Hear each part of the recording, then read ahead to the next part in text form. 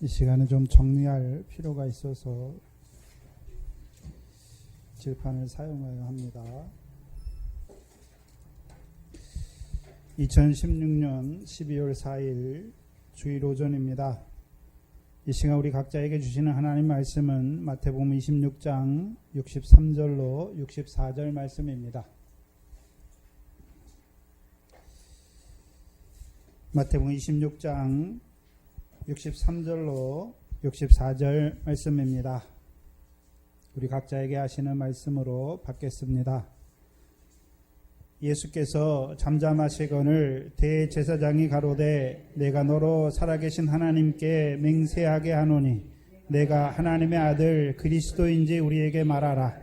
예수께서 가라사대 내가 말하였느니라. 그러나 내가 너희에게 이르노니 이후에 인자가 권능의 우편에 앉는 것과 하늘 구름을 타고 오는 것을 너희가 보리라 하시니 아멘. 마태복음 1장 1절은 아브라함과 다윗의 아들 예수 그리스도의 세계라로 시작합니다. 그렇죠? 그럼 왜 예수 그리스도께서 아브라함의 자손으로 오셔야 했는가? 그렇죠? 예수 그리스도께서 이 땅에 오셨는데 누구의 아들로 오셨습니까?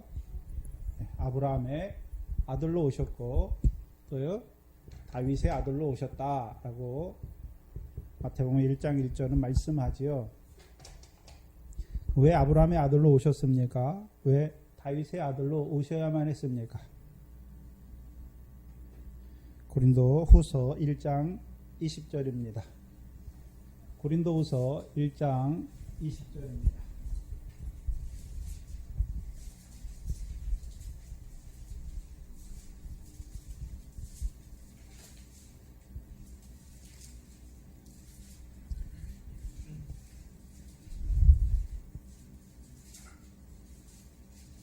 고린도후서 1장 20절입니다. 같이 읽겠습니다. 시작. 하나님의 약속은 얼마든지 그리스도 안에서 예가 되니 그런즉 그로 말미암아 우리가 아멘하여 하나님께 영광을 돌리게 되느니라. 그래서 하나님의 약속을 우리에게 예가 되게 하시기 위해서 오셨다라고 말하는 것입니다. 그래서 하나님께서 아브라함에게 약속하셨잖아요. 성경에 하나님이 그렇죠. 약속하신 사람은 두 명이 있는데 아브라함과 다윗에게 약속하셨죠. 그래서 아브라함에게 약속하신 것이 무엇입니까?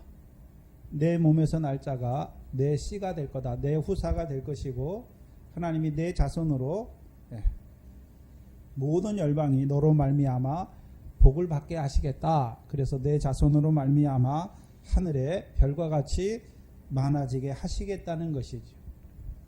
그러면 그리스도께서 이 땅에 아브라함의 아들로 오신 것을 말씀하는 것이 아니라 아브라함에게 이루신 약속을 이루시기 위해서 오신 하나님의 아들임을 말하는 거예요. 여기서 아브라함의 아들로 오셨다는 것은 그냥 육적인 아브라함의 아들로 오신 것을 말씀하는 것이 아니라 아브라함에게 하신 약속을 이루시기 위해서 이 땅에 오신 하나님의 아들임을 말씀하는 것이죠. 그걸 가장 잘 보여주는 데가 어디입니까? 갈라디아서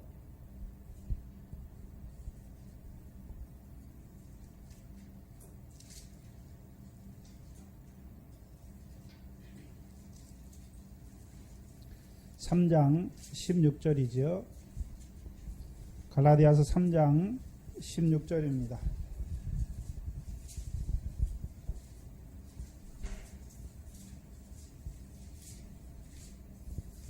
갈라디아서 3장 16절을 보시면 함께 있습니다. 이 약속들은 아브라함과 그 자손에게 말씀하신 것인데 여럿을 가르쳐 그 자손들이라 하지 아니하시고 오직 하나를 가르쳐 내 자손이라 하셨으니 곧 조상들에게 약속하신 그렇죠? 자손 여럿을 가르쳐 말하는 것이 아니라 곧 하나를 가르쳐 말씀하셨다라고 말씀하시고 그가 누굽니까? 그리스도죠. 그리스도.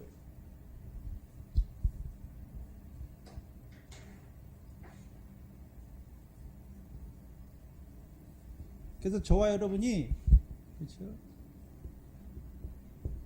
갈라디아서는 1장 6절에 그리스도의 은혜로 부르심을 받았다라고 말씀하죠.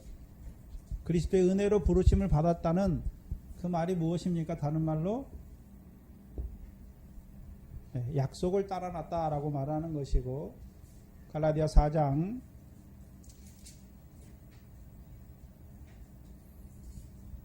28절 29절을 보시면, 갈라디아 4장 28절 29절을 보시면 같이 읽습니다. 시작. 형제들아, 너희는 이삭과 같이 약속의 자녀라. 그러나 그때의 육체를 따라난 자가 성령을 따라난 자를 핍박한 것 같이 이제도 그러하다. 그래서 이삭을 말하는 것이 아니라, 아브라함의 자손을 말할 때 이삭을 말하는 것이 아니라, 이삭이 뭘 따라놨습니까? 약속을 따라놨지요. 하나님의 약속이 누굽니까? 예수 그리스도지요. 그렇죠? 그래서 저와 여러분도 이삭만 하나님의 아들입니까? 저와 여러분도 성령을 따라놔서 하나님의 아들입니까? 이삭과 같이 하나님의 아들입니까? 이삭과 같이 하나님의 아들이에요. 저와 여러분이. 그렇죠?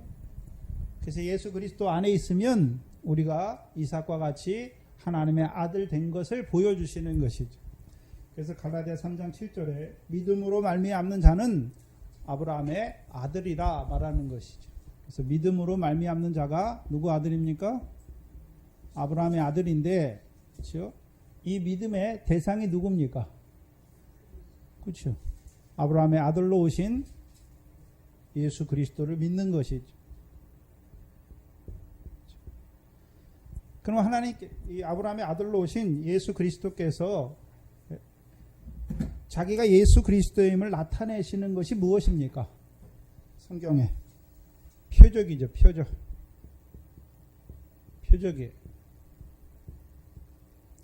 그래서 이 표적 안에는 축기, 귀신을 쫓아내는 것과 또 모든 병과 모든 연약한 것을 고치는 것도 표적이고, 오병이어를 나눠주는 것도 표적이에요. 그래서 우리가 말하는 이적과 기사가 다 무엇입니까? 표적이에요. 이 표적을 행하신 이유가 무엇입니까? 요한복음 20장 30절 31절입니다. 요한복음 20장 30절 31절입니다.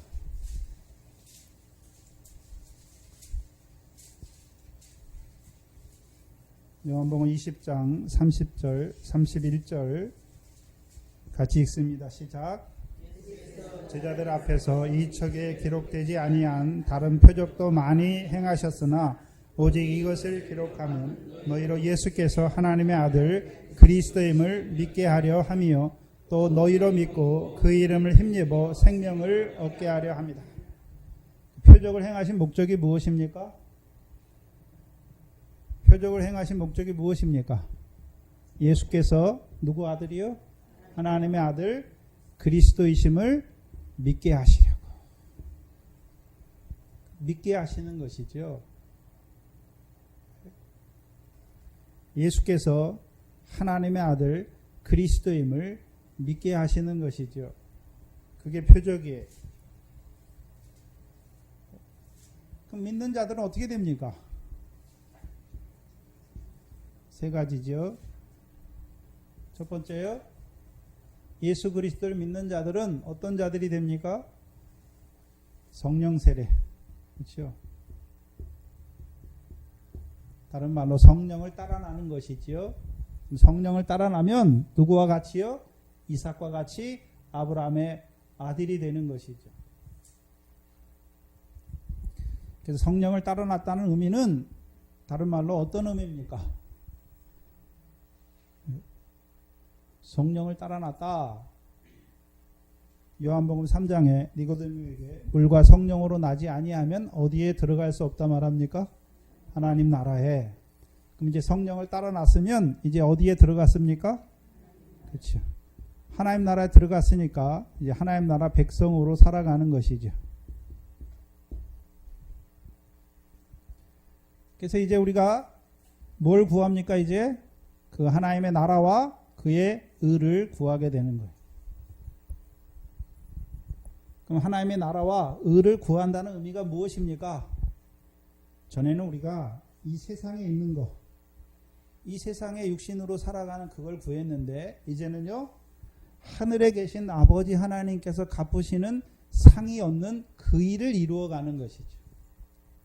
다른 말로 보화를 어디에 쌓는 자입니까? 하늘에 쌓는 자로 살아가는 것이죠. 이게 성령을 따라 났다는 의미예요. 성령은 어디서 왔습니까? 하늘에서 왔잖아요. 그럼 우리에게 어디 걸 보여주십니까? 하늘에 뭐가 예비되어 있는지를 보여주시는 거예요. 그래서 마태복음 5장, 6장, 7장이 무엇입니까? 하늘에 계신 아버지 하나님께서 갚으시는 상을 얻는 의를 행하라 라고 말씀하는 것이죠. 그래서 성령을 따라 났다는 것은 단순한 의미가 아니에요. 문제는 우리가 예수 그리스도를 말하면서 예수 그리스도가 나와 무슨 상관이 있는지를 알지 못해요. 귀신 들린 것이죠. 요단 동편에 군대 귀신이 들리니까 예수가 자기에게 오잖아요. 그러니까 군대 귀신 들린 자가 지극히 거룩하신 하나님의 아들 예수여, 알아요 분명히. 지극히 거룩하신 하나님의 아들이란 건 아는데 자기와 무슨 상관이 있는 줄 몰라요. 오늘도 그게 귀신 들린 자로 사는 거예요.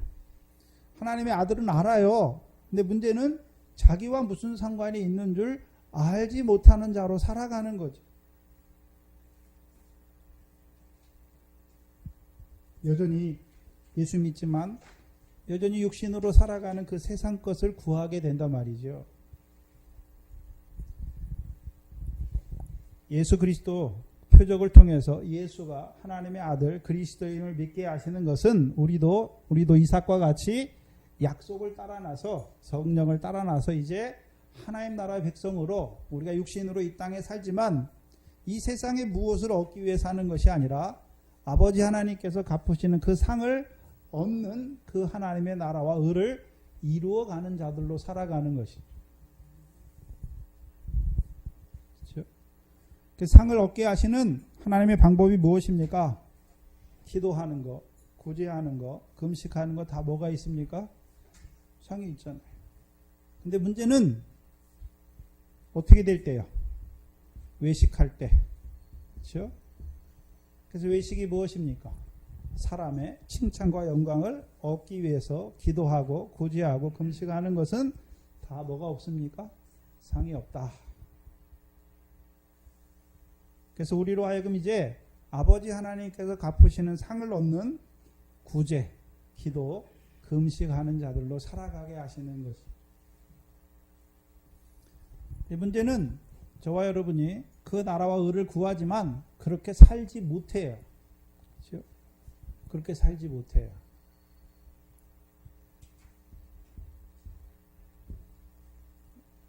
그럼 이제 그렇게 살지 못하는 자들이 걸리는 것이 무엇입니까?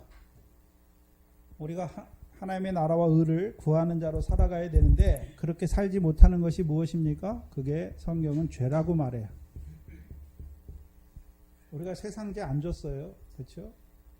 근데 우리가 하나님의 말씀 따라 살지 못하는 게 저와 여러분에게 무엇입니까? 그게 죄예요. 근데 그 죄가 우리 안에 고착화되면 죄로 말미암아 뭐에 걸립니까? 병에 걸리는 것이죠. 그렇죠? 근데 예수 그리스도께서 이제 마태복음 8장 16절과 17절이죠.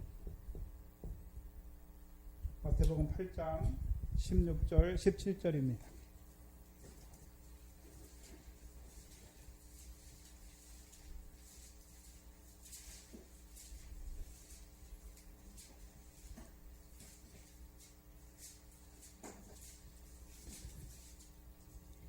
같이 읽어봅니다. 시작.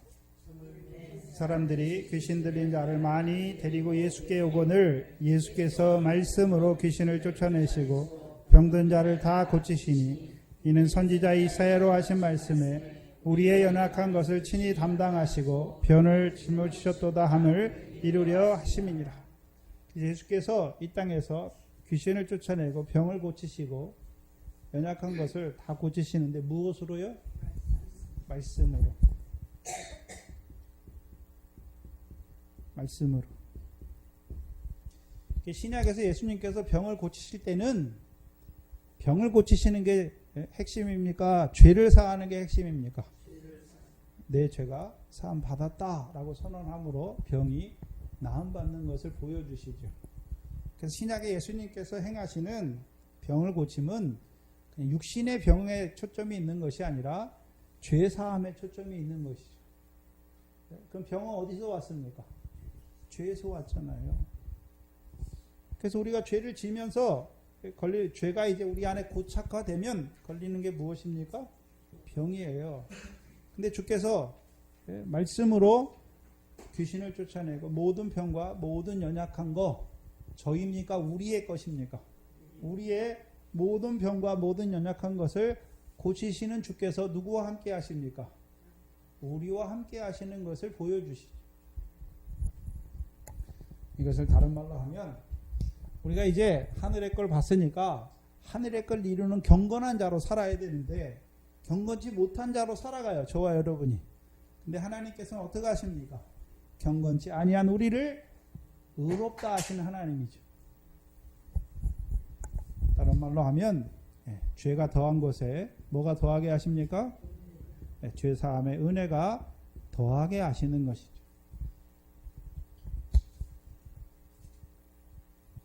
세 번째는요, 비유의 말씀이죠. 비유의 말씀. 그래서 우리에게 비유의 말씀을 주시는 이유가 무엇입니까? 비유의 말씀 주시는 이유가 무엇입니까? 이제 우리도 결실하는 자로 살게 하시기 위해서. 그래서 첫 번째 비유가 무엇입니까? 씨 뿌리는 비유인데 저 씨는 하나님의 말씀이고 밭은 어디입니까? 우리의 마음이잖아요. 마음. 그래서 하나님의 말씀을 우리의 마음에 뿌려주시는 이유가 무엇입니까? 결실하게 하기 위해서. 그래서 결실의 내용을 보면 다른 게 결실이 아니에요. 우리 마음에서 이루어지는 결실인데, 그렇죠? 세 번째 밭, 가시떨기 밭에 보면 하나님의 말씀이 자랐잖아요. 씨가 자랐어요.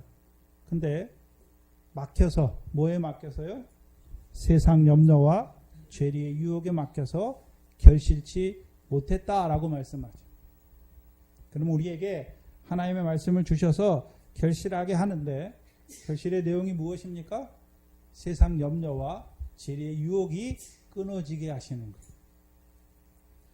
그러면 저와 여러분이 세상 염려와 죄리의 유혹을 하는데 그거 뭐 때문에 합니까? 재물 때문에 하잖아요. 재물. 육신의 목숨 때문에 하는 거죠. 그렇잖아요. 육신의 목숨을 위해서 무엇을 먹을까, 마실까, 입을까 염려하는 거잖아요. 근본이에요, 그게. 근데 요즘은 육신의 목숨을 위해서 남들보다 더 좋은 걸 입고 더 좋은 차를 타고 다니기를 원하는 것이죠. 근데 하나님의 말씀에 결실은 무엇입니까? 이제 육신의 목숨을 위해서 무엇을 먹을까, 입을까, 그거 염려하는 자로 살아가는 것이 아니라 이제 하나님의 나라와 의를 구하는 것이 먼저다. 그 삶을 살아가게 하시는 것이지. 그래서 두 번째 비유는 무엇입니까? 이제 우리가 씨고 이 세상이 밭이다. 그 씨를 밭에 심는 이유가 무엇입니까? 곡식 단되게 하기 위해서. 그래서 우리를 어떤 자로요? 첫 번째 비유를 통해서는 미래 결실이 되는 거예요. 그래서 미래 씨를 하나 뿌리면 미래 씨를 하나 뿌렸어요. 그래서 이 씨가 죽으면 어떻게 됩니까? 자라서 결실이 열리잖아요. 씨 하나 뿌렸는데 어떤 건 30개, 어떤 건 60배, 어떤 건 100배가 열리죠. 그렇죠? 근데 두 번째 비유에서는 이제 곡식 단위죠. 우리가 밭이 있는데 밀밭이 있잖아요. 그렇죠? 네, 요만큼만 되는 거 가지고 곡식이 안 되잖아요. 그래서 여기서도 미래 결실이 되고 여기서도 미래 결실이 돼서 이거를 추수해서 한 단으로 묶게 하시는 거죠. 그게 곡식단이에요. 그래서 저와 여러분을 이 밖과 같은 세상에 보내신 이유가 무엇입니까? 이제 곡식단 되게 하시기 위해서. 세 번째 비유는요, 소유를 팔아 보화가 감추인 밭을 사게 하기 위해서. 그럼 보화가 감추인 밭은 어떻게 삽니까? 소유를 팔아야 돼요. 소유를. 그래서 예수 믿는 거는 소유를 파는 거예요. 소유를. 뭐가 소유입니까? 여러분의 소유로 가지고 있는 거. 내 자식이래요. 내 자식. 나의 소유잖아요. 하나님이 주신 자녀인데 누구의 소유로 만들어버립니까? 내 소유. 우리 이제 지혜하고 우리 권준호 청년이 결혼하는데 왜 결혼합니까? 자기의 소유로 만들기 위해서 결혼하는 게 아니에요. 너는 내 거. 이것 때문에 하는 게 아니에요. 네? 내 남편이래. 그럼 자기 소유예요. 하나님이 주신 남편으로 가져야 하나님이 부부되게 하시는 그 목적 안에서 살게 되는 거예요. 하나님이 주신 물질로 가져야 하나님의 뜻대로 쓰게 되는 거예요. 대부분의 사람들이 내가 벌어서 내가 헌금하는 줄 알아요. 그건 자기 거예요. 그러니까 아까운 마음이 생기는 거예요. 하나님이 주신 거예요. 이 천지에 있는 모든 게 누구 것입니까? 하나님의 거예요. 그렇죠? 우리는 여러분이 저와 여러분이 이 땅에 올 때 뭘 가져왔습니까? 손에? 여러분이 이 땅에 먹을 거, 입을 거 다 가져왔나요? 안 가져왔어요. 하나님이 주시는 거예요. 누구를 통해서요? 부모를 통해서. 또 회사 일을 하면 주시는 거잖아요. 그래서 먼저 그 나라와 의를 구하는 자들에게 하나님이 이 모든 것, 너희가 육신으로 살아간다 할 동안에 모든 것을 더하여 주신다라고 말씀하세요.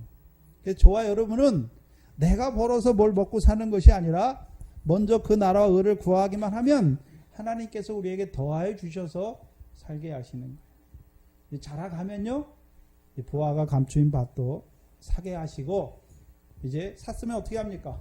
캐내요. 어디에 쌌습니까? 하늘에 쌓게 하시는 거예요. 그래서 저와 여러분의 삶은 한마디로 이 땅에 있지만 땅에 뭘 쌓는 것이 아니라 하늘에 쌓는 거예요. 그럼 땅에 쌓는 것은 무엇입니까? 썩어질 육체를 위하여 심는 게 땅에 쌓는 것이고, 이제 하늘에 쌓는 것은 무엇입니까? 성령을 위하여 심는 거죠. 성령을 위하여 심는 거예요.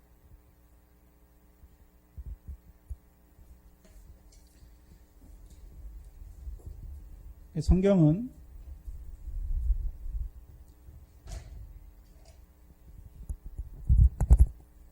이 두 가지가 무엇입니까? 그리스도와 함께한 자다. 세 번째는요, 그리스도와 함께 모으는 자다. 마태복음 12장 30절이죠. 찾아보시죠.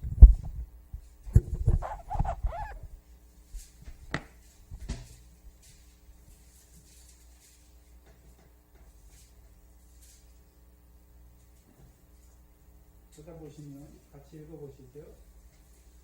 나와 함께 아니하는 자는 나를 반대하는 자요, 나와 함께 모으지 않는 자는 끝이니라. 여기 나는 누굽니까? 그리스도인데, 그리스도와 함께하지 않는 자는 반대하는 자다. 반대로 생각하면 그리스도와 함께하는 자는 어떤 자입니까? 어떤 자가 됩니까? 성령 세례 받아서 하나님 백성으로 살아가게 되는 것이고, 우리의 모든 병과 연약함을 친히 짊어지시는 그리스도와 함께하는 거예요. 그래서 우리가 그리스도와 함께한다는 의미는, 자, 여러분도 여러분이 남편과 함께하면 어떻습니까? 남편에게 속한 것, 남편에게 좋은 것이 내게 유익을 가져오잖아요. 그럼 그리스도와 함께한다는 것은 이제 그리스도께서 우리에게 주시는 것이 무엇입니까? 성령 세례 주시는 것이고, 우리의 죄와 연약함을 친히 주께서 담당하시는 거예요. 그래서 우리가 우리의 병과 우리의 연약함을 우리가 뭘 담당하는 것이 아니라 주께서 친히 우리의 모든 것을 담당하시는 것이죠. 죄가 더한 것에 은혜가 넘치게 하시는 것이죠. 또한 그리스도와 함께 모으는 자가 되게 하세요. 그럼 그리스도께서 뭘 모으십니까? 마태복음 3장 12절에 성령 세례를 주시는 분은 자기 키를 들고 자기 타작마당을 정하게 하사 뭐를요? 알곡을 모아서 어디에 드립니까? 자기 곳간에 드린다 라고 말씀하는. 성경에 나오는 결실은 뭐가 있습니까? 알곡, 미래 결실이 있고 곡식 단이 있고 더 나아가서는요 성령의 열매죠. 성령의 열매예요. 그리스도와 함께 모으게 하세요. 저와 여러분이 이 땅에 사는 것이 어떤 삶이 되어야 됩니까? 그리스도와 함께 하고 더 나아가서는요 그리스도와 함께 모으는 자로 살아가는 거예요. 다른 큰 거를 하는 것이 아니라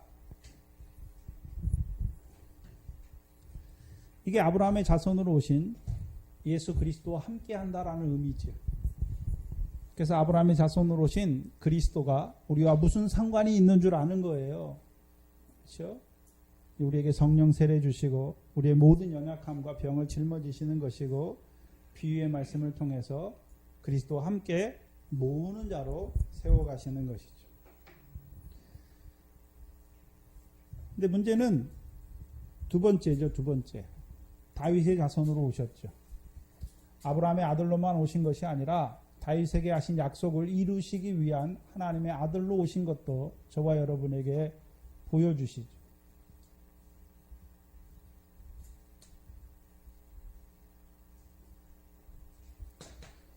그렇다면 다윗의 아들로 오셔서 우리에게 저와 여러분에게 이루시는 일이 무엇입니까?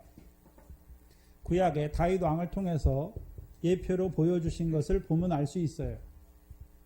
그렇죠? 다윗이 왕이 되면 첫 번째 하는 것이 무엇입니까? 예루살렘을 시온이 되게 해요. 그렇죠? 두 번째는요, 시온의 법궤를 안치해 주시죠.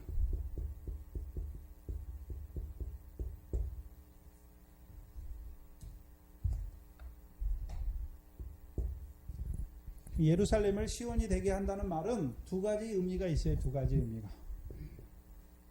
첫 번째는요, 가나안 7족. 가나안 7족을 복속시켜요. 이스라엘 백성 앞에. 그럼 가나안 7족이 이스라엘 앞에 복속된다는 의미가 어떤 의미입니까? 그 전까지는 가나안 7족이 이스라엘 옆구리에 뭡니까? 가시 역할을 하는 것이고 그 신이 이스라엘 백성의 올무 역할을 해요.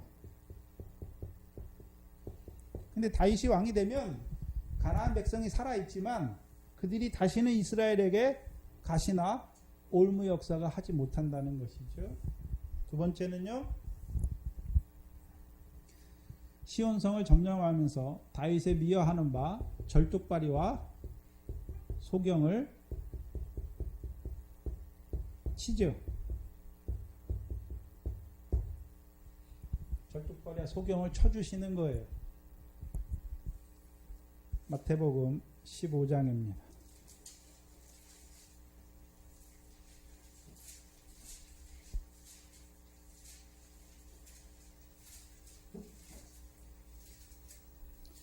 마태복음 15장을 보시면 21절로 28절. 저희는 다 했으니까. 자, 여기 가나안 여자가 나오죠. 근데 그 딸이 귀신 들렸어요. 그런데 그냥 귀신 들린 것이 아니라 어떻게 귀신 들렸습니까? 흉악히 들렸어요. 흉악히.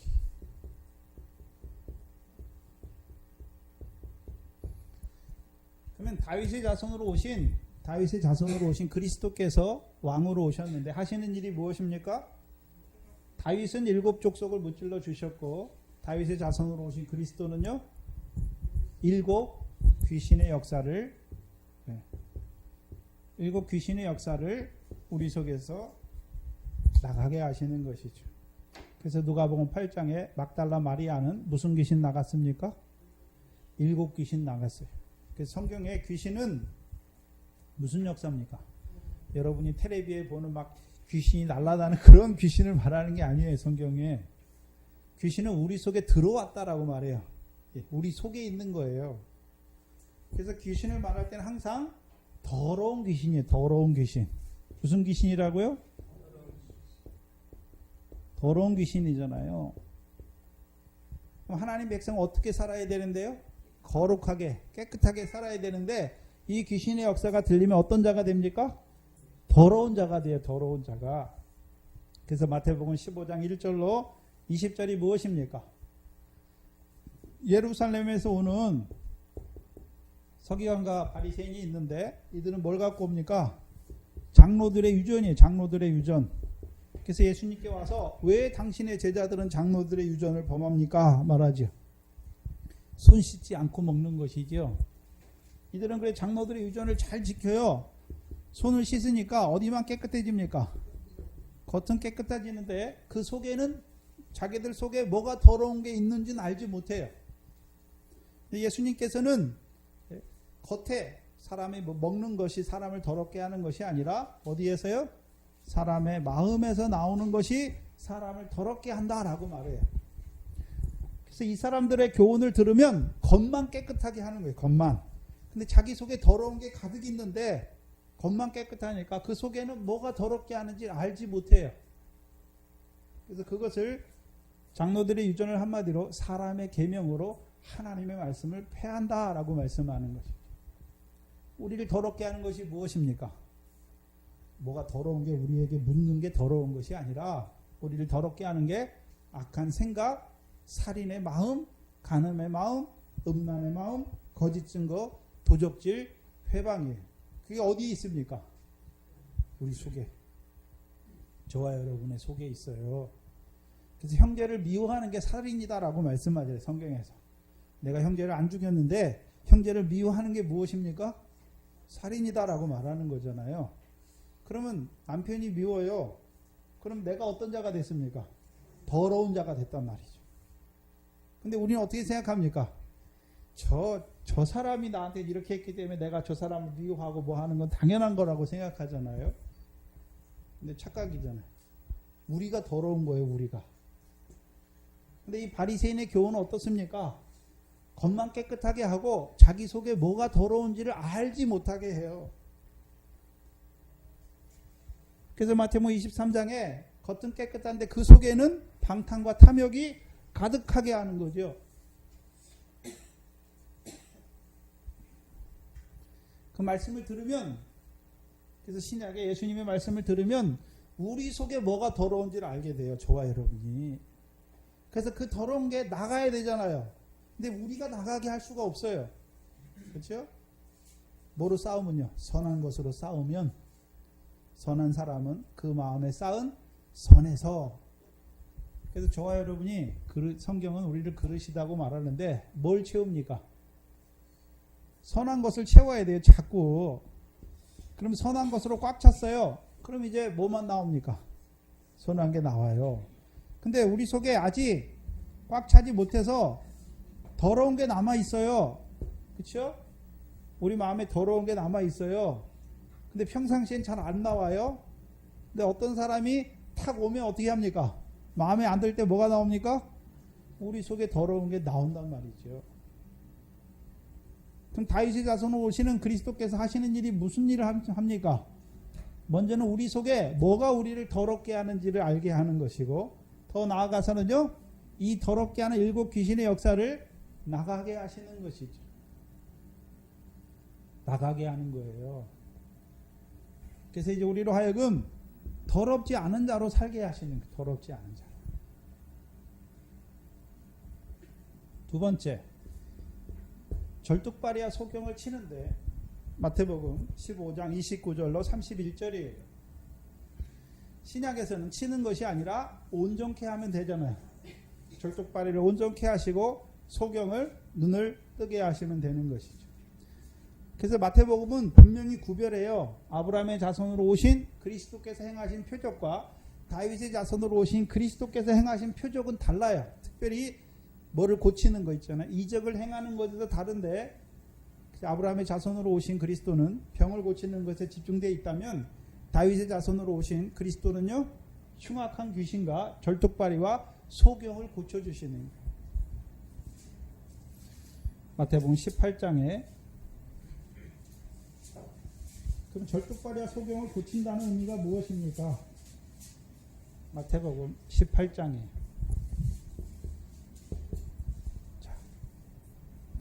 마태복음 18장의 7절에 실족하게 하는 일들이 있음을 인하여 세상에 화가 있도다. 실족해 하는 일이 없을 수는 없으나 실족해 하는 그 사람에게는 화가 있도다. 만일 내 손이나 내 발이 너로 범죄케 하거든, 이걸 다른 말로 실족케 하거든 찍어내어 버리라. 불구자나 절뚝발이로 영생에 들어가는 것이 두 손과 두 발을 가지고 영원한 불에 던지는 것보다 낫다. 9절에 내 눈이 너로 범죄케 하거든. 여기서의 범죄는, 그렇죠? 여기서 실족케 하는 일은 누구를 실족케 하는 것입니까? 자기를 실족하게 하는 것이 아니라 소자를 실족하게 하는 거예요. 그렇죠? 10절에 소자의 천사들이 뭐 합니까? 오늘도 하늘에 계신 아버지 하나님의 얼굴을 배우는 그 소자를 실족하게 하면, 내 손이 실족하게 하면, 내 발이 실족하게 하면 찍어버리라. 찍어버리면 어떤 자가 됩니까? 불구자나 절뚝발이나 눈을 빼어버리면 어떤 자가 됩니까? 소경이 된단 말이죠. 근데 다윗의 자손으로 오신 그리스도께서는 어떻게 하십니까? 우리의 절뚝발이잖아요. 영생을 이루지 못하는 우리의 발이 된 거예요. 그렇죠? 보지 못하는 거예요. 뭘 보지 못합니까? 지극히 작은 자 하나에게 하는 것이 죽게 하는 것을 보지 못하는 거예요. 그 눈이 없단 말이죠. 그럼 어떻게 합니까? 고치는 거예요. 우리의 절뚝발의 소경을 고치죠. 고치면 어떻게 됩니까? 우리가 영생이죠. 영생하는 자로 세워가신다는 것이. 우리를 고쳐주시는 거예요. 우리를 불구자나 절뚝발이가 되게 하시는 것이 아니라 이제 고쳐주시는 거예요. 그래서 어떤 자로 세우시기 위해서요? 영생하는 자로 세우시기 위해서. 그리고서 이제 시온의 법궤를 안치해 주시죠. 그래서 미가서 4장 1절 2절에 이제 여호와의 율법이 어디서 나옵니까? 네, 시온에서 나오는 여호와의 율법이에요. 그래서 여호와의 율법은 모세를 통해서는 어디에서 나왔습니까? 시내산에서 주셨어요. 그렇죠? 그래서 시내산에서 주신 여호와의 율법으로 말미암은 복이 있고, 그렇죠? 시온에서 나온 여호와의 율법으로 말미암은 복이 있어요. 그렇죠? 그래서 시내산에서 모세를 통해서 주신 율법으로 말미암은 복은 무엇입니까? 신명기 28장에 나오는 세상 복이에요. 그런데 시내산에서 나오는 여호와의 율법으로 말미암은 복은 시편 133편에 시온에서 복을 명하셨나니 곧 무엇입니까? 영생이에요. 영생.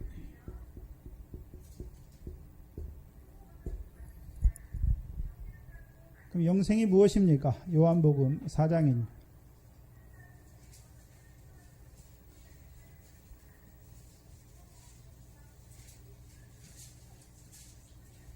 요한복음 4장 36절이죠. 요한복음 4장 36절에 보시면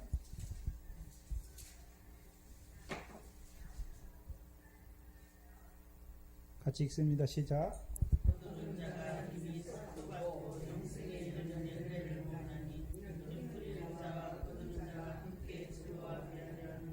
우리말 성경에 영생에 이르는 무엇입니까? 영생에 이르는 뭐라고 되어 있습니까? 그럼 열매가 있으면 뭐에 이르게 되나요? 영생에. 그렇죠? 그래서 우리가 이 땅에서 뭐 하는 자로 사는니까 열매 맺는 생명으로 사는 거예요. 네? 우리 열매가 어떻게 맺습니까? 요한복음 15장에 예수님이 나는 참 포도나무요 너희는 가지다. 그럼 참 포도나무를 가지에 접붙여 주신 이유가 무엇입니까? 열매를 맺게 하시기 위해서. 그래서 요한복음 15장에 우리의 열매가 무엇입니까? 새 계명이죠. 내가 너희를 사랑한 것 같이 너희도 서로 사랑하라. 그래서 성령의 열매 중에 첫 번째가 뭡니까?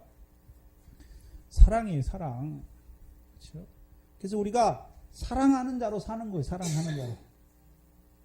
네. 우리가 부부가 되잖아요. 하나님 왜 부부가 되게 하셨나? 한 몸이 되게 하셨나? 사랑하라고. 근데 문제는 뭐냐 하면 우리가 세리와 이방인과 같은 사랑해요. 문제는. 그렇죠?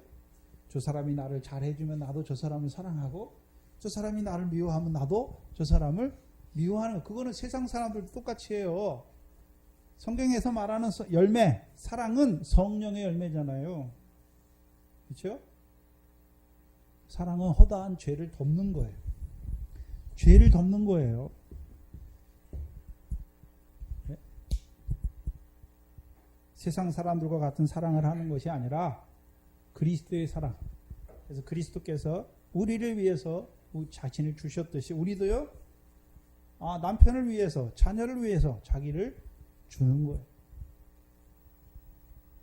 내 말을 잘 들으니까 주는 것이 아니라 무조건적으로 주는 것이죠.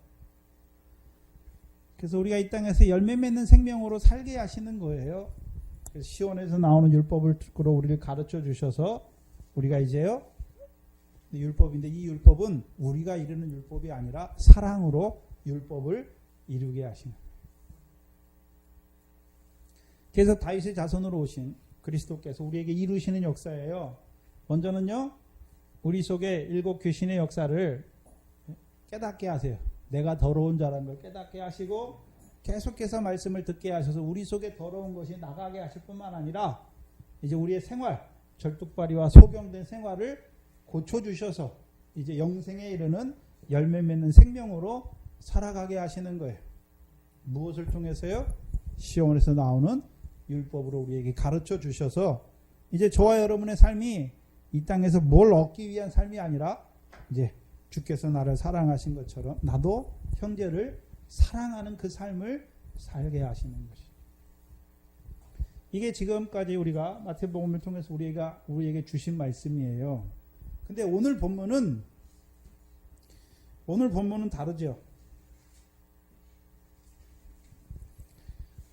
오늘 본문은 63절, 마태복음 26장 63절, 64절에 보시면 대제사장이 가로되 내가 너로 살아계신 하나님께 맹세하게 하노니 내가 하나님의 아들 그리스도인지 우리에게 말하라.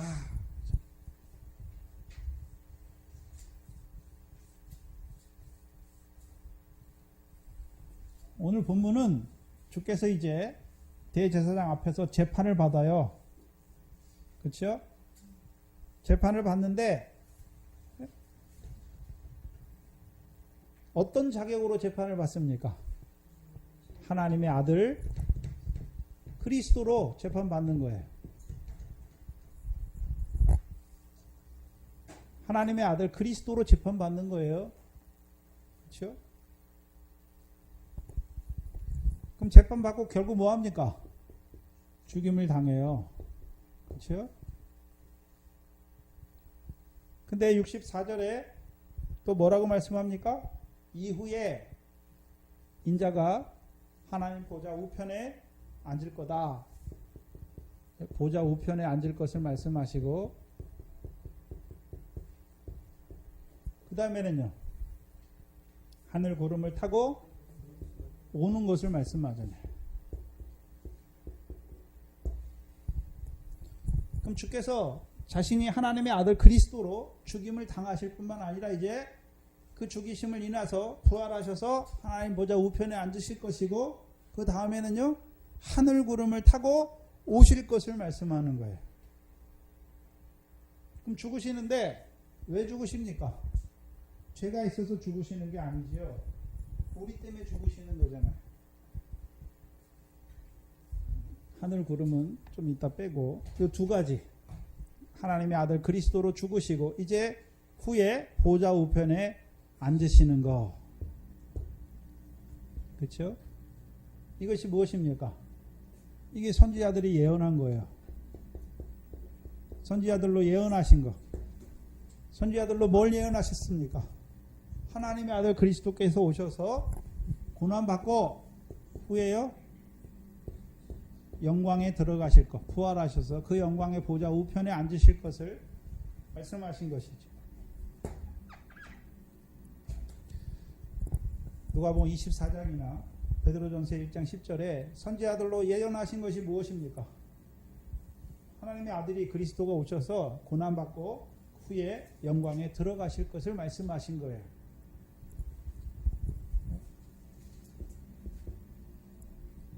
그래서 주께서 실제 오셔서 하나님의 아들로 죽임당하시고 후에 보좌 우편에 앉으세요.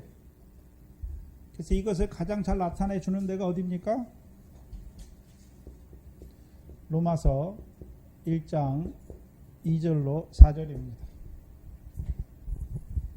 보시죠.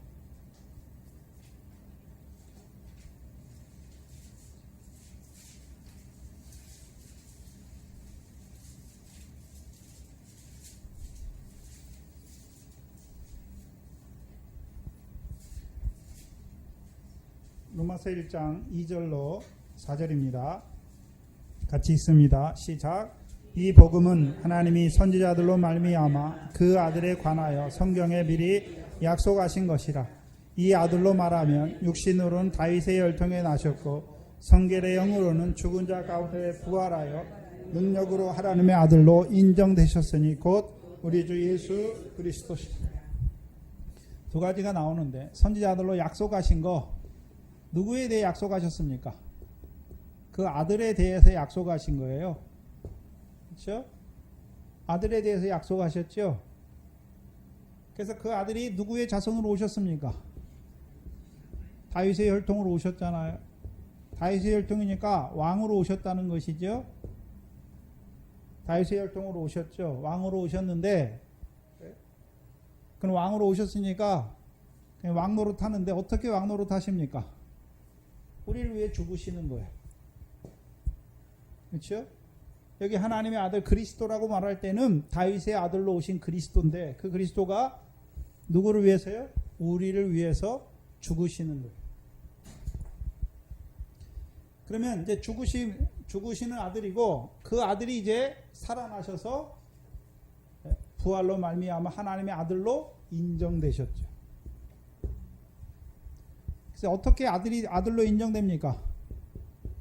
아들로 인정할 때는 그렇죠? 죽으시는 것뿐만 아니라 죽으시고 선지자들로 말씀하신 대로 성결의 영으로는 죽은 자 가운데서 부활하여 능력으로 하나님의 아들로 인정되시는 것이죠. 하나님의 아들이 되시는 거예요.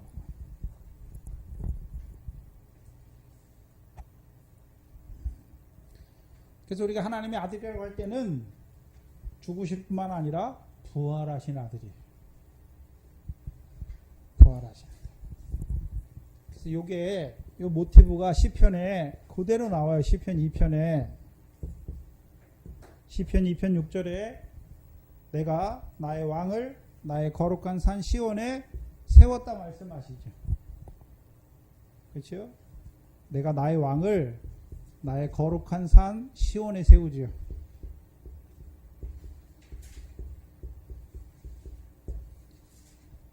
거룩한 산 시온에 세우시는데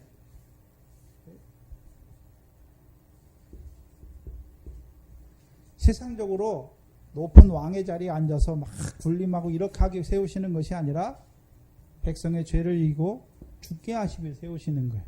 왜 거룩한 산입니까? 네? 예수 그리스도께서 죽으심으로 하나님의 백성인 우리가 거룩함을 있게 하시는 거잖아요. 거룩함을 있게 하시는 거예요. 그리고 2장 시편 2장 7절 이하에 오늘날 내가 너를 낳았다. 너는 뭐라고 말합니까? 내 아들이다. 그래서 거룩한 산 시온에 세우신 그 우리 백성을 위하여 죽으심으로 백성으로 하여금 거룩함을 있게 하신 그 그리스도를 살리셔서 아들, 어떤 아들이요? 부활의 능력으로 보좌 우편에 앉으신 능력의 아들로 인정되신 아들. 이제 그 아들에게 뭘 주십니까? 내게 구하라. 내가 열방을 내게 주겠다 말씀하죠. 열방을 주시는 거예요. 그래서 이제 여기서 아들이라고 할 때는 히브리서 7장 28절이죠.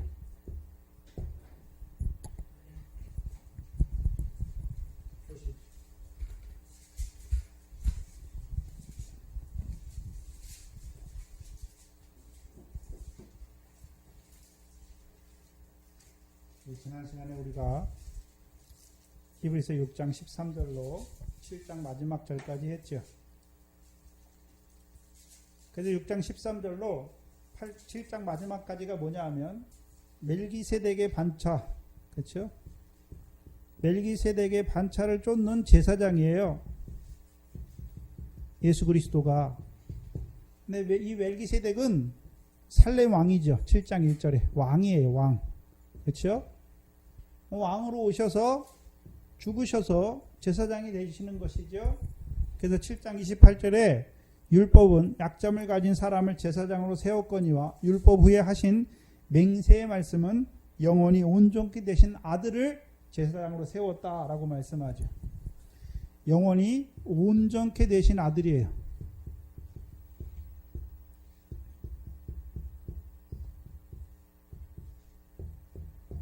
이제 저와 여러분의 제사장은 그냥 우리를 위해 죽으실 뿐만 아니라 부활로, 능력으로 부활하셔서 하나님의 아들로 인정되신 그 아들이 오늘 우리를 위한 제사장이에요. 어디에서요?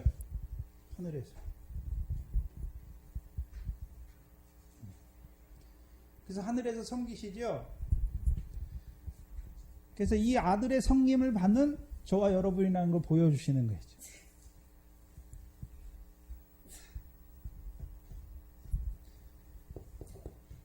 제사장인데 어떤 제사장입니까? 영원히 온전케 되시는 아들 제사장이에요. 그럼 이 제사장을 믿는 자들, 영원히 온전케 되신 그 아들 제사장을 믿는 자들은 첫 번째 히브리서 4장 16절이죠. 16절. 두 번째는요,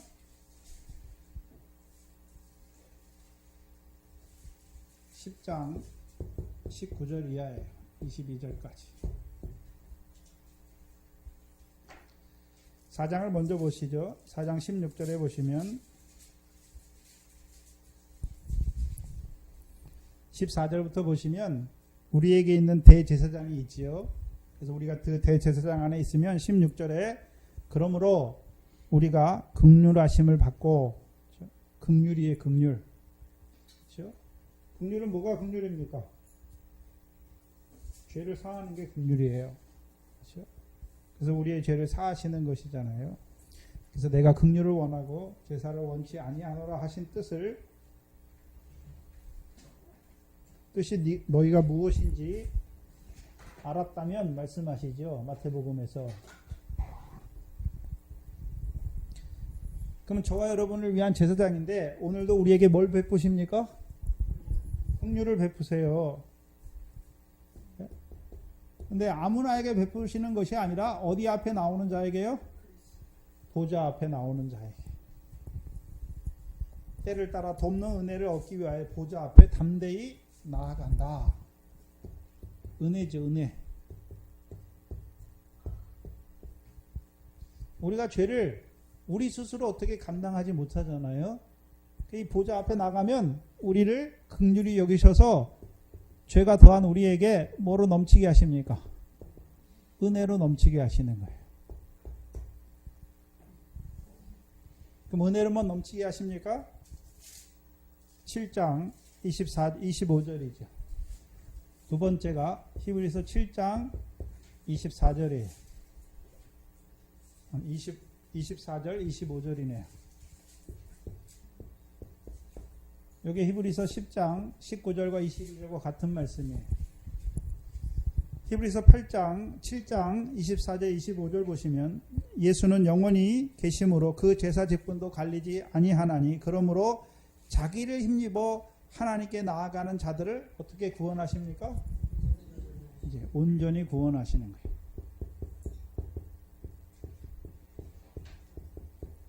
여기서는 어디에서 구원하셨습니까? 첫 번째는 죄에서. 죄 사함 받게 하시고 더 나아가서는요. 온전히 구원하시는 것이죠. 그래서 온전히 구원한다는 의미가 히브리서 9장 14절이에요. 두 번째가 히브리서 9장 14절인데 온전히 구원한다는 의미가 어떤 의미입니까? 9장 14절에 하물며 영원하신 성령으로 말미암아 흠없는 자기를 하나님께 드린 그리스도의 피가 너희 양심으로 죽은 행실에서 어떻게 합니까? 깨끗하게. 그리고요 살아계신 하나님을 어떻게 합니까? 섬기게. 그럼 저와 여러분이 어디가 깨끗해집니까? 양심이. 그 깨끗해진 양심을 뭐라고 말합니까? 베드로 전서에서는 깨끗해진 양심을 그리스도의 피로 말미암아 깨끗해진 양심을 다른 말로 선한 양심이라고 그래요. 무슨 양심이라고요? 선한 양심이 되면 이제 누구를 찾아갑니까? 베드로전서 3장 21절 이하에 선한 양심이 하나님을 향하여 찾아가요. 그렇죠? 하나님을 향하여 찾아간단 말이죠. 그럼 하나님이 어디 있길래 찾아간단 말입니까? 히브리서 11장 6절에 하나님을 찾아간다는 의미가 무엇입니까? 믿음이에요. 믿음인데 믿음이 없이는 하나님을 기쁘시게 하지 못하나니, 그렇죠?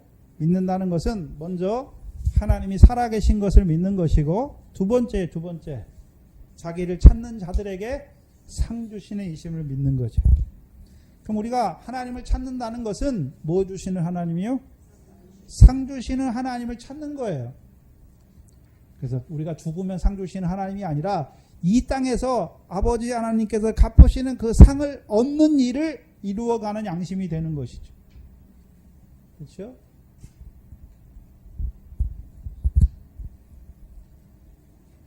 그것이 히브리서 10장 19절 이하지요. 히브리서 10장 19절 이하에 그러므로 형제들아 우리가 예수의 피를 힘입어 지성소에 들어갈 담력을 얻었으니, 그래서 그의 몸으로 찢으신 지성소에 들어가게 되는 거. 이제 지성소는 누구만 들어갑니까? 대제사장이 들어가는데, 그렇죠? 대제사장이 아무렇게나 들어갑니까? 뭘 가지고 들어가나요? 피를 가지고, 또요 옷을 입고 가잖아요. 그래서 우리가 지성소에 들어간다라는 의미를 신약에서는요, 왕 같은 제사장의 삶을 사는 거예요.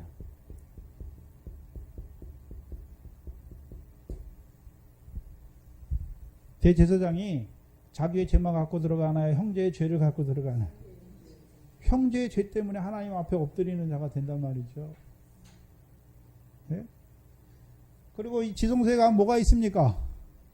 법궤가 있잖아요. 법궤. 그렇죠? 그 법궤를 이루는 삶을 살게 되는 거죠.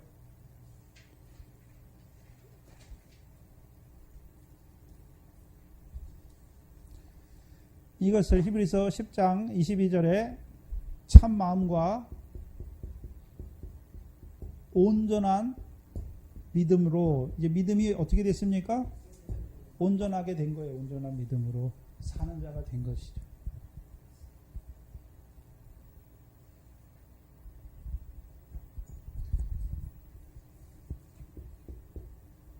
온전케 되신 아들을 통해서 우리에게 이루시는 일이에요.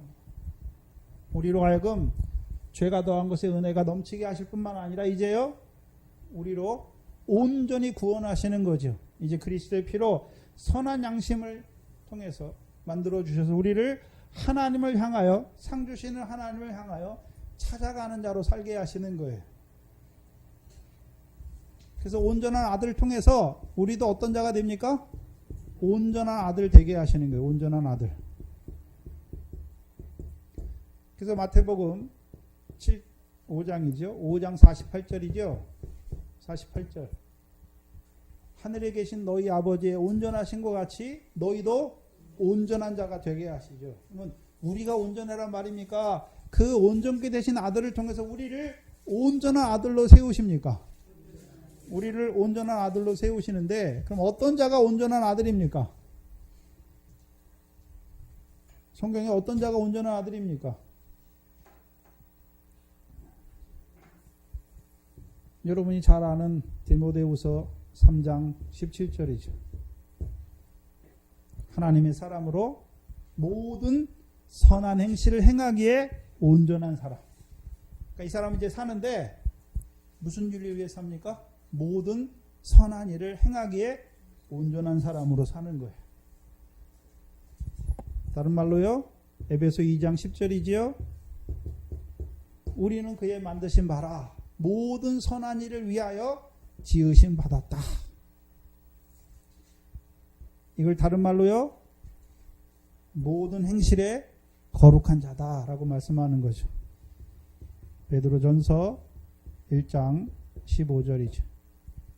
모든 행실에 거룩한 자예요. 이걸 다른 말로 베드로전서 4장 2절이죠.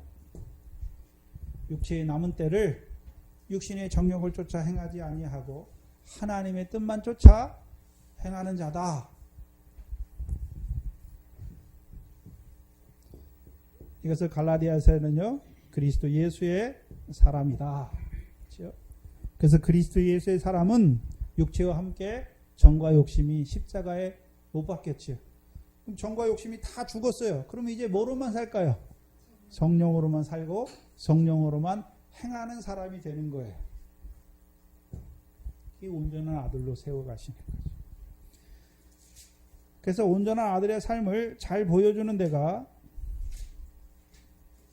첫 번째 로마서 8장이죠.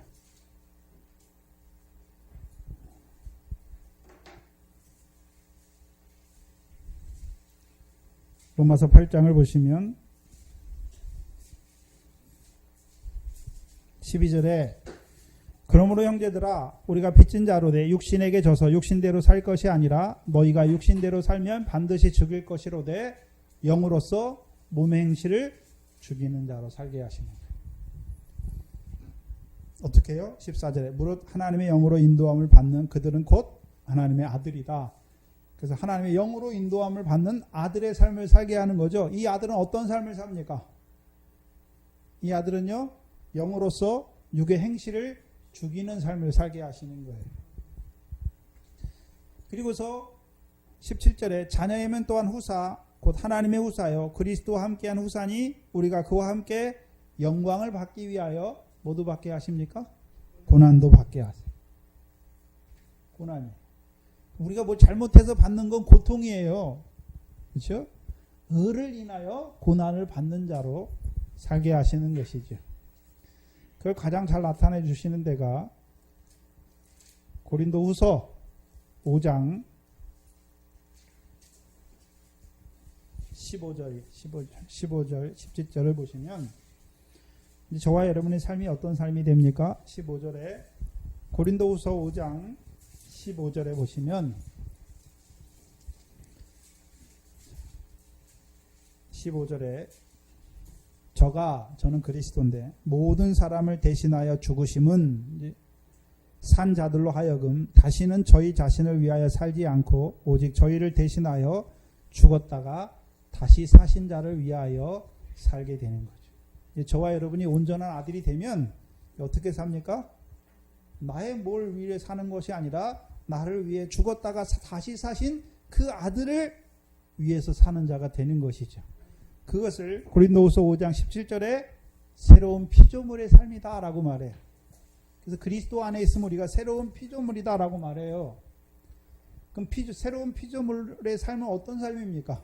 그 전에는 우리가 세상 거 육신의 소욕 그렇게 따라 살았는데 그리스도 안에서 새로운 피조물이니까 이제 어떤 온전한 아들, 골로새서에서는 위의 것을 찾는 아들로 살게 하시는 거예요. 그 삶을 갈라디아서 2장 20절에 갈라디아서 2장 20절입니다.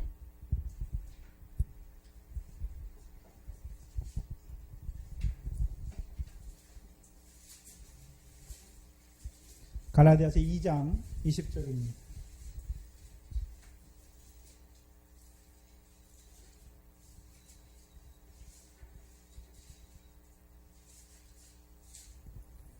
이 장 20절에 제가 읽어드립니다. 내가 그리스도와 함께 십자가에 못 박혀 죽었나니, 이제 그리스도에만 십자가에 죽는 것이 아니라 나도 십자가에 죽는 거예요.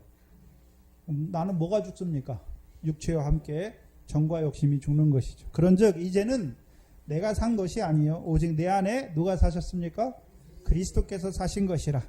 이제 내가 육체 가운데 사는 것은 나를 사랑하사 나를 위하여 자기 몸을 버리신 하나님의 아들을 믿는 믿음 안에서 산다라고 하는 거예요.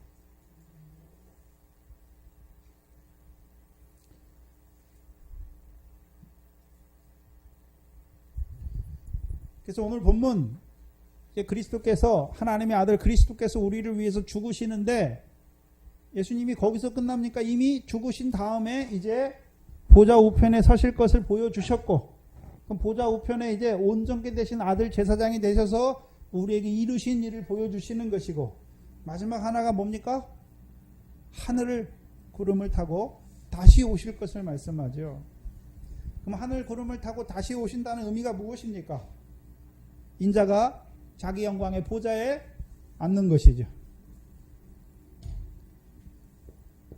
인자가 다시 오실 때는 자기 영광의 보좌에 앉으시잖아요. 그래서 자기 영광의 보좌를 통해서 이루시는 일이 무엇입니까? 계시록 21장이죠. 계시록 21장 7절에 이제 이기게 하셔서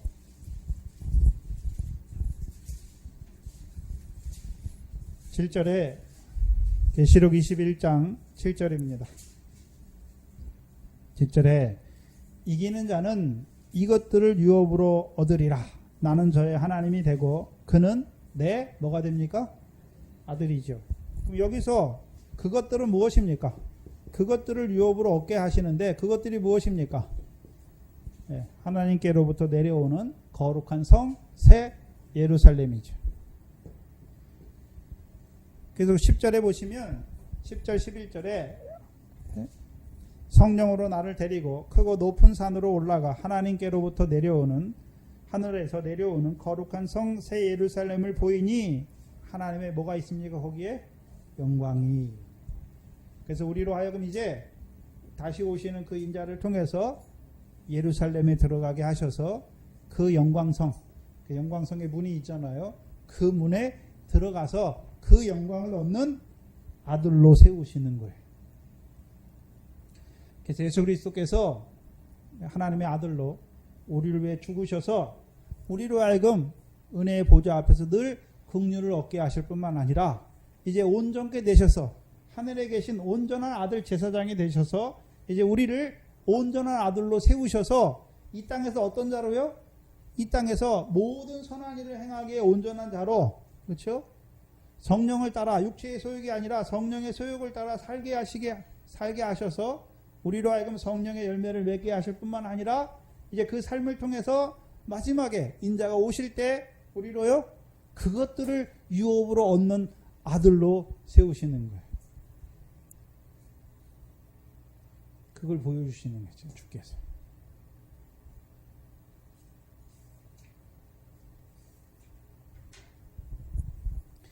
그러면 자, 문제는 그 하나님의 아들과 나와 무슨 상관이 있는 줄 알아야 하는 것이지. 그렇죠? 그 하나님의 아들과 나와 무슨 상관이 있는 줄 알지 못하면 대제사장들과 서기관들처럼 오히려요 죽이려고 드는 자, 대적하는 자가 되는 것이죠. 나와 무슨 상관이 있는지 알지 못하면 아직도요 더러운 가운데 사는 거예요. 썩어질 것을 따라 사는 거예요. 육체의 소욕을 따라 살아가는 자가 되는 거예요. 그래서 그 아들이 나를 위하여 죽으셨고, 그래서 내게 긍휼, 죄가 더한 것에 은혜가 더하게 하실 뿐만 아니라 그 온전케 되신 아들이 오늘 나를 위하여 하늘에서 대제사장이 되어서 그 대제사장을 힘입어 하나님께 나아가는 자들을 온전히 구원하시는 아들이에요.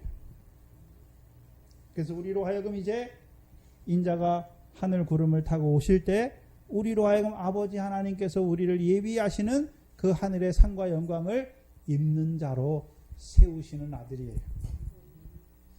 주기도문이 우리에게 가르쳐주는 것이 무엇입니까? 원래는 예수 그리스도만 하나님의 아들인데 우리가 예수 그리스도 안에서 하늘에 계신 아버지의 아들이 되게 하시죠. 그렇죠? 아들은 뭐가 있습니까? 아버지 하나님께 받는 유업을 있는 아들로 살게 하신다는 것이죠. 근데 아무나가 아니에요. 누구에게요? 예수님을 따라 사는 자들에게. 그래서 제자들은 항상 나를 따르라 하시는 말씀으로 따라가는 자예요. 제자들은 항상 주를 따라가는 자죠. 그러면 저와 여러분이 제자인데 주께서 이미 하늘에 가셨는데 뭘 따라갑니까? 말씀이에요, 말씀. 그래서 말씀이 육신이 되어 오셨잖아요. 그래서 그 말씀을 우리에게 먹여주세요. 그래서 내 살과 내 피를 먹고 마시라 하시잖아요. 그래서 우리가 하나님의 말씀을 믿어지면 나를 위해서 이런 일을 행하셨구나. 내게 이루실 일이 이것이구나.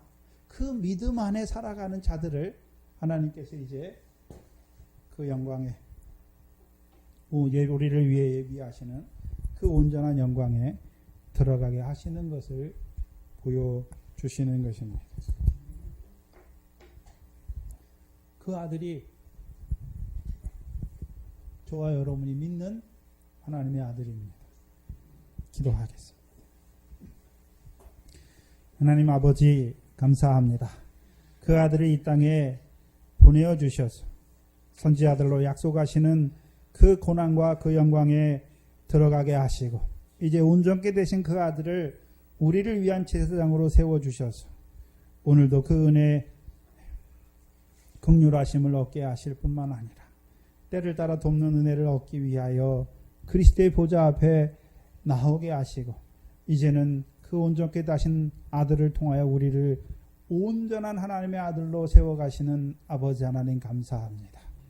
이제 그 아들을 믿는 믿음으로 살아갈 수 있는 저희들 될 수 있도록 우리도 이 땅에 보내신 하나님의 뜻을 온전히 이루어가는 하나님의 아들로 자라갈 수 있도록 우리를 불쌍히 여겨 주시옵소서.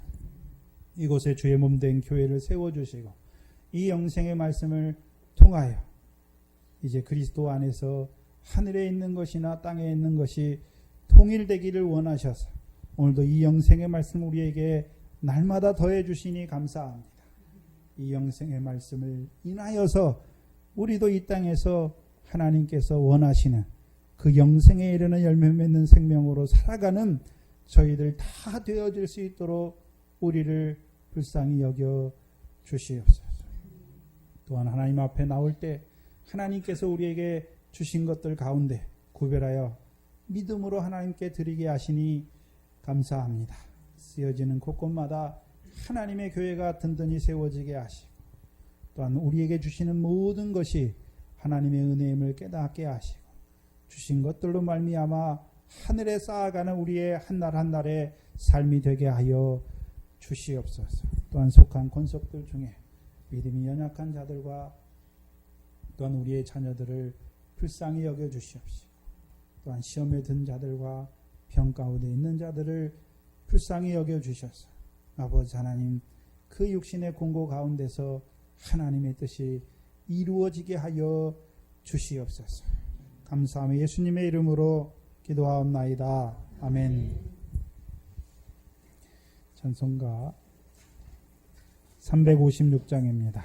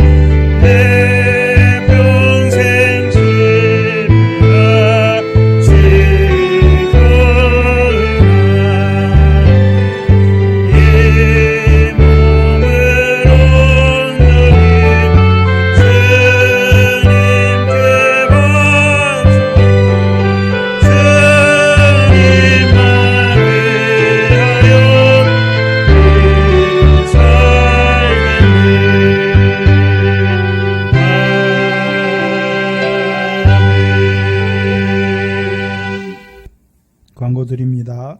11월 셋째 주 재정보고와 공동의회가 있습니다. 그래서 내년에 이 동산교회가 어떤 일을 했으면 좋을지 지금부터 기도하시고 이런 걸 했으면 좋겠다. 그 공동의회 시간에 의견을 내시기 바랍니다.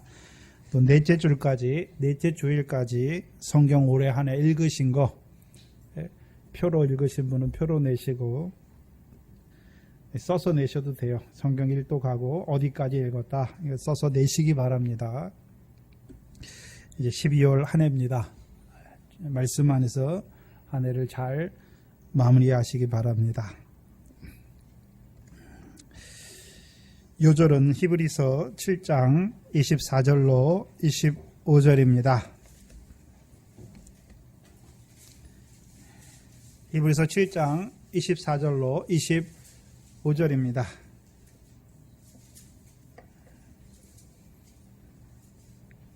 함께 읽겠습니다. 예수는 영원히 계심으로 그 제사 직분도 갈리지 아니하나니 그러므로 자기를 힘입어 하나님께 나아가는 자들을 온전히 구원하실 수 있으니 이는 그가 항상 살아서 저희를 위하여 간구하심이니라. 아멘. 하나님의 복을 받겠습니다.